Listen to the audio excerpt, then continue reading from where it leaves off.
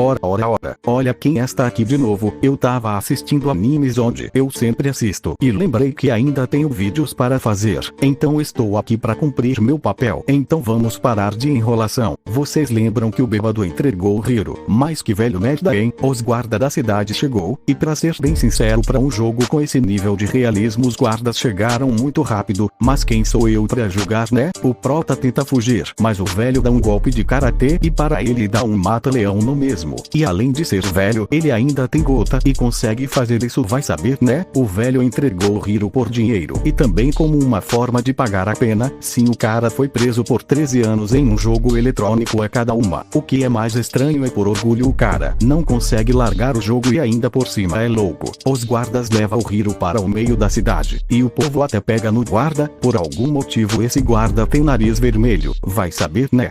O Hiro lembra o que falaram pra ele quando ele entrou no jogo, que ele é algum tipo de herói. Ele fala isso pro guarda, só que ele acha que o Hiro cheirou 1 quilo de crack. Mesmo ele sendo herói, ele não ganha nada. Que jogo quebrado. A doida da Alice aparece. O moleque fica tão apavorado que implora pra ser levado pra prisão. Chegando no xadrez, a primeira coisa que ele faz é tentar quebrar a parede. Não sei o que se passa na cabeça desse moleque, e é claro que com a sorte que ele tem, ele não consegue desfogar porque ele está no evento. Ele espera um tempo, mas mesmo assim não consegue sair. Ele sente fome. Era de se esperar num jogo onde sente dor, dá pra esperar de tudo. E ainda por cima ele sente vontade de fazer xixi. Mas vamos ser sinceros, nessa privada não dá, né? Ele ia se aliviar, só que o Martin aparece. Pensava que o jogo buscava o realismo, mas tem fantasmas. O criador fumou muito, deixando isso uma ideia com o prota. E o engraçado é que só o Hiro vê o Martin. O cara começa a cuspir sangue e o cara fica apavorado. O Martin pergunta por que o Hiro matou ele e o prota fala que foi sem querer.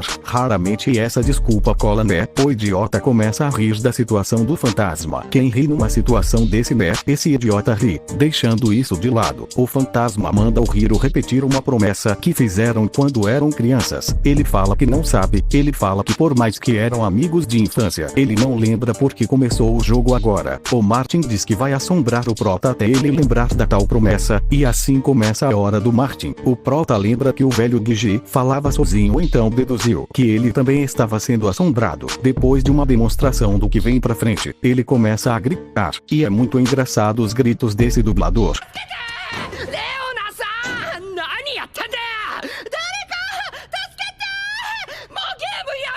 Vem chegando uma pessoa de primeira. O prota pensa que é a Riona, menina fofinha de cabelos vermelhos. Ele pede ajuda pra ela, surpreendentemente ela solta ele. Ela está conduzindo ele pra algum lugar. A propósito, o nome dela é Misarisa. Ela leva ele pra um quarto com lençóis nas paredes e uma cama no meio. Com a cara que ela faz, e com a mensagem que aparece, o cara já pensa que vai vir sacanagens, só que não, o virgem foi enganado. E vai ser uma sessão de tortura. Ela fala que se ele aguentar ela vai libertá-lo. O pior que o cara ainda não percebeu que é uma tortura. Agora ele percebeu. A Riona finalmente chega. Ele pede pra ela ajudá-lo. Depois de um monte de papo furado, ela decide ajudar o cara e isso acontece.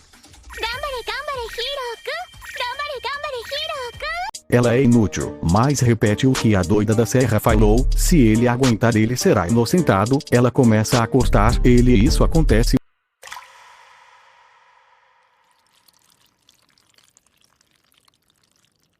O moleque só se ferra, mas por outro lado a Misarisa gostou do que viu. Só tem doido nesse mundo. O cara lança um discursinho que a mina tá prestes a arrancar a perna dele. Quando o guarda entra pra impedir, o cara podia ter vindo um pouco mais cedo, aí ia evitar essa humilhação. Ele fala que um cara chamado Tesla pediu pra parar a tortura, e parabéns.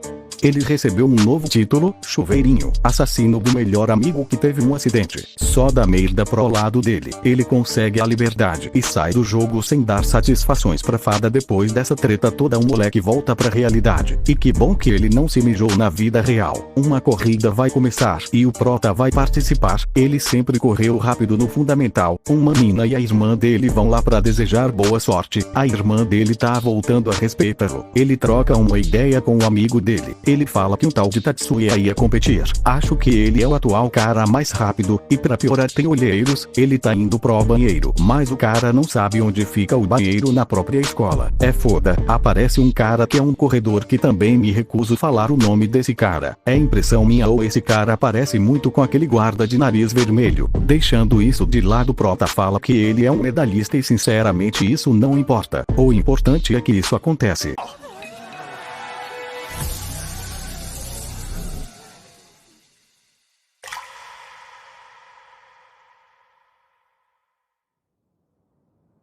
O moleque só se fode. As pessoas começam a rir, e nessas horas o Hiro queria tá com a cabeça debaixo da terra. Até o professor dele ri, ele lava e joga fora o short dele. E saindo do banheiro a irmã dele tá lá pra confortar ele. Só que ele não quer nem saber. Esse cara aparece e fala que isso foi horrível. E até pergunta se ele se mijou de propósito. E depois ficam de papo furado. E eu esperava que o Hiro mandasse o cara calar a boca. Mas isso não acontece. Ele acorda, vai tomar café da manhã. E a irmã dele fica encarando ele. Ela reclama com ele porque ele ficou gritando a noite toda. Ele fala que não precisa se preocupar porque vai desistir desse jogo. Ela fala que ele não pode desistir. Eu não entendo essa mina. Um episódio atrás ela queria que ele parasse de jogar. Mas no meio dessa discussão ela fala que ele é patético e vai dela, só que a mãe dele fala que ela só tá assim porque quer que ele continue sendo o irmão mais velho legal. Ela fala que a Kaede fala bem dele. A mãe do moleque refutou ele. Na escola os cara que rouba ele chega pra trocar uma ideia, e o moleque já entrega o dinheiro com poucas palavras. Foi roubado, mas com estilo. Saindo da escola a Riona liga pra ele. Ela pede pra ir na loja. Chegando na loja ele fala que quer vender o jogo. Ela pergunta o porquê, como se não soubesse a vida de cão que ele levou nesse jogo. Com ela recusando, ele cogita ir tentar em outra loja. Ela fala que seria o mesmo que só se livrar. Ele pergunta o porquê ela vendeu o jogo pra ele e ela fala que não pode contar pra ele. Isso é no mínimo suspeito. Depois ela pergunta se ele já ouviu falar do Soichi Kamui, que no caso ele foi o único a vencer esse jogo, e o mesmo criou um guia. Com esse guia ninguém mais conseguiu zerar, porque o cara é um grosso, ele só fala chegando, e muitas pessoas não aguentam ser chegada. Ele manda umas dicas, como exercitar o corpo 500 flexões e abdominais por dia, exercícios no geral. Ele pergunta qual é o estado dele no jogo, e ele fala que a amiga de infância quer matá-lo. Ele fala que se não tem nenhum conhecimento em artes marciais, ele deverá arranjar um jeito de vencer sem lutar. Ele também dá dicas para arrumar o problema do fantasma do melhor amigo. Ele não dá nenhuma informação útil dessa vez. Também tem um sobre armas. Ele fala que tinha uma espada no quarto dele, só que o Hiro saiu correndo sem nem perceber.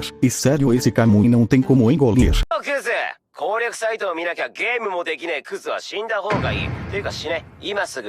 A Riona já chega mandando um charme pra cima do Prota, e por ele ser um virgem que não sai do quarto, ele caiu que nem um idiota. Chegando em casa ele loga no jogo, e é claro que ele volta na mesma situação precária. Ele tem que a mina da serra sugere deles retomar o que eles estavam fazendo. Claro que ele não aceita, em troca ela fica com os lençóis dele. Ela realmente é doida. E episódio acaba sem mostrar o Tesla. O vídeo também acaba aqui. Esse vídeo saiu mais longo porque eu queria colocar mais detalhes, e também não vou cometer o mesmo erro do vídeo passado. Espero que tenha gostado e até a próxima.